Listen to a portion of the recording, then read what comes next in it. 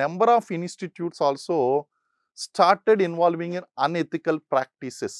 ఇయన్నీ కూడా కష్టాలు ఎప్పుడైతే వచ్చినాయో, ఈ కాంపిటీషన్ అనేటువంటిది తట్టుకోవడానికి కష్టపడి అనెథికల్ ప్రాక్టీస్‌లోకెళ్ళిపోయారు. అనెథికల్ ప్రాక్టీసెస్ అంటే ఇంకా రకరకాలండి. ఇంకా హనీ ట్రాప్‌లు కానించి ఇంకా అన్ని రకాలైనటువంటివి మొత్తం అన్నీ కూడా జరుగుతూ ఉంటాయి. ఇయన్నీ కూడా ఓ రకంగా చెప్పాలి అంటే గనక ఓవరాల్ కోచింగ్ ఇన్‌స్టిట్యూట్ అనేటువంటిది ఇప్పుడు సపోజ్ ఏదన్నా ఇన్‌స్టిట్యూట్ బాగా వెళ్తున్నా, బ్రాండ్ బాగా వెళ్తున్నా, నంబర్ 1 పొజిషన్‌లో ఎవరన్నా ఉన్నా, వీళ్ళు ఇంప్రూవ్ చేసుకోవడం మానేసి ఈ 10 మంది కలిసి వాళ్ళ మీద పడడం, వాళ్ళని కిందకి లాగడం. లేకపోతే వాళ్ళని ఏదో విధంగా ట్రాప్ చేయడం. లేకపోతే వాళ్ళు పైకి ఎదగకుండా ఉండకపోతే ఆ బిజినెస్ మనకు వస్తుందని చూడడం. అనెథికల్ ప్రాక్టీసెస్ అనేటువంటివి బాగా పెరిగిపోయాయండి. సో, ఓవరాల్‌గా ఇవన్నీ కూడా మనం చూస్తే గనక ఒక రెప్యుటేషన్ అనేటువంటిది కోచింగ్ ఇండస్ట్రీ పట్ల ఒక రెప్యుటేషన్ అనేటువంటిది దెబ్బతింది. ఆ రెప్యుటేషన్ దెబ్బతినడంతో పాటు ఈ పాలిసీ మ్యాటర్స్ కావచ్చు, లేకపోతే ఇది ఒక చైన్ రియాక్షన్ అని చెప్తాను.